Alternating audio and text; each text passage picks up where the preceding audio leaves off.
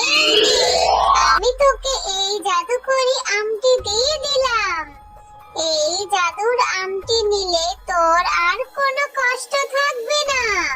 মা, ও মা, দেখো না, ওই ডাইনির দেওয়া জাদুর আম থেকে একটা বড় আম গাছ হয়েছে। কত আম ধরেছে। তুই কি আর স্কুলে যাবি না?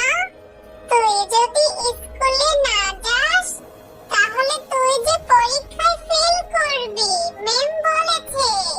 না রে বিনা, আমি স্কুলে কি করে যাব? আমার মায়ের কাছে যে স্কুলের বেতন দেওয়ার টাকা নেই। ম্যাম বলেছে স্কুলে যাওয়ার সময় স্কুলের বেতন নিয়ে যেতে। আমার কাছে যে স্কুলের বেতন দেওয়ার টাকা নেই। না রে মিনা, তোকে তো ম্যাম স্কুলে যেতে বলেছে। তুই আগামীকাল আমার সাথে স্কুলে যাবি। তোকে ছাড়া স্কুলে আমাদের একদম ভালো লাগে না মিনা। হ্যাঁ রে বিনা, আমারও যে স্কুলে যেতে ভীষণ মন চায়। আমারও ইচ্ছে করে তোদের সাথে স্কুলে গিয়ে খেলা করতে। আমি আমার মাকে বলবো স্কুলের বেতন দেওয়ার জন্য, তাহলে আমিও তোদের সাথে স্কুলে যেতে পারবো। আচ্ছা বিনা, আমি আর খেলবো না, আজ আমি তাহলে চলে যাই। আরেকদিন এসে আমি তোদের সাথে খেলা করব। বিনা, সারাক্ষণ তুই কোথায় থাকিস? সারাক্ষণ শুধু খেলা নিয়ে ব্যস্ত থাকলে হবে? আমাকে তো একটু বাড়ির কাজে সাহায্য করতে পারিস। যা, ঘরে খাবার রেখেছি, খাবার খেয়ে নে। মা, তুমি চিন্তা করো না, তুমি যাও পুকুর ঘাট থেকে পানি নিয়ে আসো। এদিকে আমি তোমার সব কাজ সেরে রাখবো।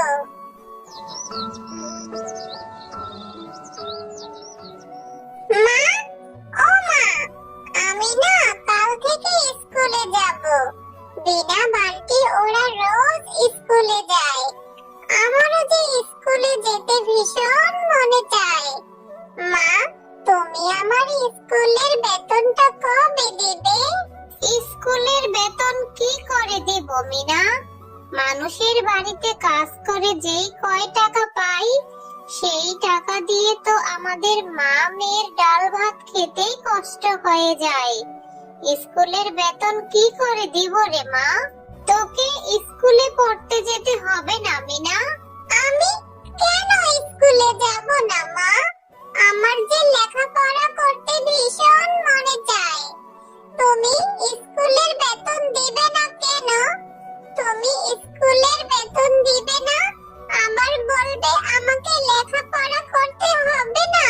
তুমি এমন কথা কেন বললে মা? মিনা, আমরা যে গরিব, আমাদের অনেক কিছু ইচ্ছে করলেও আমরা করতে পারি না। অর্থের কাছে যে আমাদের সমস্ত স্বপ্ন হেরে যায়। তুই মন খারাপ করিস না মা, ভাতগুলি খেয়ে নে। মিনা, ভাত না খেয়ে তুই কোথায় যাচ্ছিস? মিনা, ভাতগুলি তো খেয়ে যা মা। মারে, তুই মন খারাপ করিস না। তোর পড়ার কত আগ্রহ, কিন্তু আমি অভাগী মা। তোর ইচ্ছে মতো তোকে লেখাপড়াও আমি করাতে পারি না। তুই আর মন খারাপ করে থাকিস না মিনা। আমি আগামীকালই বাঘিনী ভাবির বাড়িতে যাব। বাঘিনী ভাবির কাছে কিছু অগ্রিম টাকা চাইবো। বাঘিনী ভাবি যদি কিছু অগ্রিম টাকা দেয়, সেই টাকা দিয়ে আমি তোর স্কুলের বেতন পরিশোধ করব রে মিনা। দরকার হলে আমি এই মাস থেকে আরো কয়েক বাড়িতে বাড়তি কাজ করব মিনা। মা, তুমি সত্যি বলছো? আমি তাহলে কাল থেকে স্কুলে যেতে পারবো? কি মজা! আচ্ছা মা, তাহলে আমি আজ এখন ঘুমিয়ে পড়ি।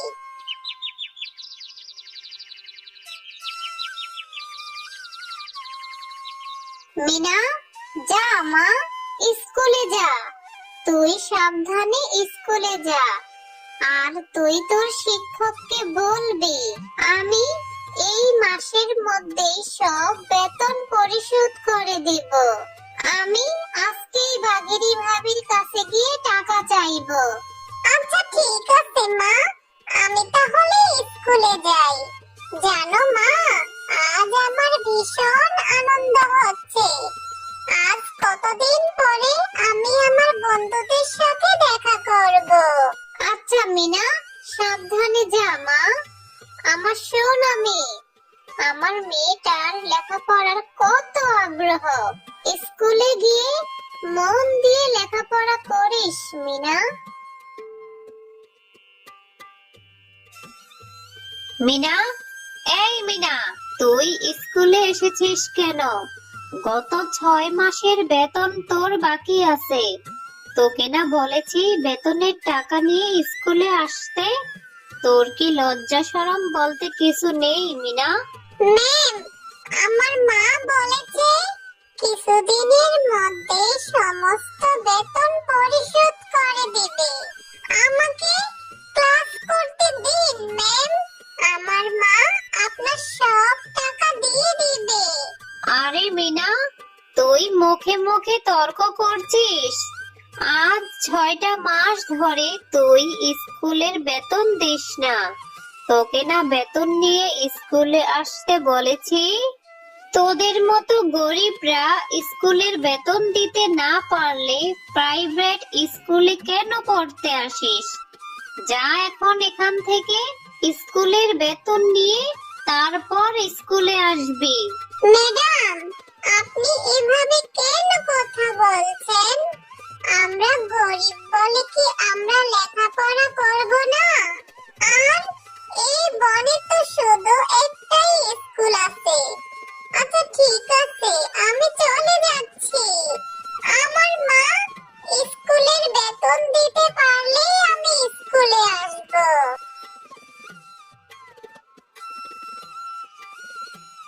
বাঘিনী ম্যাডাম, আমি তো আপনার বাড়িতে কতদিন ধরে কাজ করছি।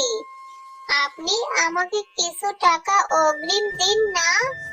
আমার মেয়ে মিনার স্কুলের বেতন দিতে পারিনি। স্কুলের বেতন না দিতে পারায় আমার মেয়েটা স্কুলে যেতে পারে না। আপনি কিছু টাকা দিলে মেয়েটার স্কুলের বেতন দিব। আরে শেফালি, তুই এখন আবার কিসের টাকা চাইছিস? তোকে আমি প্রতি মাসের টাকা পরিশোধ করে দেই। তাহলে তুই এখন আবার কিসের টাকা চাইতে এসেছিস? আমি তোকে কোনো টাকা পয়সা দিতে পারবো না। মাস শেষ হলে বেতন নিয়ে যাবি। ম্যাডাম, আমি নয়তো আজ থেকে আপনার অতিরিক্ত কিছু কাজ করে দিব।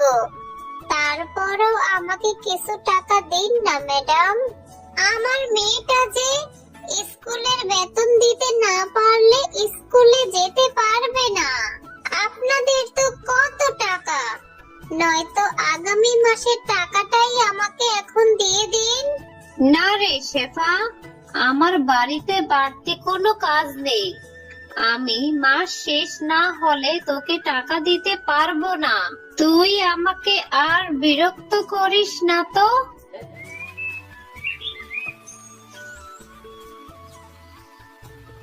কি রে মিনা, তুই এখানে মন খারাপ করে বসে আছিস কেন? তুই কি স্কুলে যাস না? স্কুলে গিয়ে তুই আবার এত তাড়াতাড়ি কি করে চলে এলি? মা, তুমি তো স্কুলের বেতন দিতে পারোনি। 6 মাস ধরে তুমি স্কুলের বেতন দাওনি, তাই আমাকে স্কুল থেকে বের করে দিয়েছে। ম্যাডাম আমাকে বলেছে স্কুলের বেতন না নিয়ে যেন আমি স্কুলে না যাই। মিনা, তুই মন খারাপ করিস না মা। আমি বাঘিনী ভাবির কাছে কিছু টাকা চেয়েছিলাম। বাঘিনী ভাবি তো আমাকে টাকা দিলই না, উল্টো অনেক কথা বলে তাড়িয়ে দিল। এইদিকে ঘরে যে কোনো খাবার নেই, কি করে যে খাবারের ব্যবস্থা করব কিছুই বুঝতে পারি পারছি না। মা, তোমাকে আমার জন্য মন খারাপ করতে হবে না। আমি আর কোনোদিন স্কুলে যেতে চাইবো না। আর আমি কিছু খেতেও বাহানা করব না। আমার ভালো লাগছে না মা, আমি একটু বাহির থেকে ঘুরে আসি। ম্যাম তো ঠিকই বলেছে, আমরা গরিব, আমাদের আবার কেন লেখাপড়া করতে হবে? এই ছোট্ট বাচ্চা, তুই এখানে বসে কান্না করছিস কেন? তোর জন্য গাছের মধ্যে আমি একটু শান্তি করে ঘুমাতেও পারলাম না। তোর এই নেকা কান্না আমি আর সহ্য করতে পারছি না। যা এখান থেকে, নয়তো তোর ঘাড় মটকে দিব। ডাইনি, হ্যাঁ, তুমি আমার ঘাড় মটকে দাও, তাহলেই ভালো হয়। আমরা তো গরিব, আমাদের বেঁচে থাকার কোনো অধিকার নেই। যেখানে যাই সবাই আমাকে অবহেলা করে। আমাদের লেখাপড়া করারও কোনো অধিকার নেই, বেঁচে থাকারও কোনো অধিকার নেই। আরে, এই বাচ্চা মেয়েটার তো দেখি অনেক কষ্ট।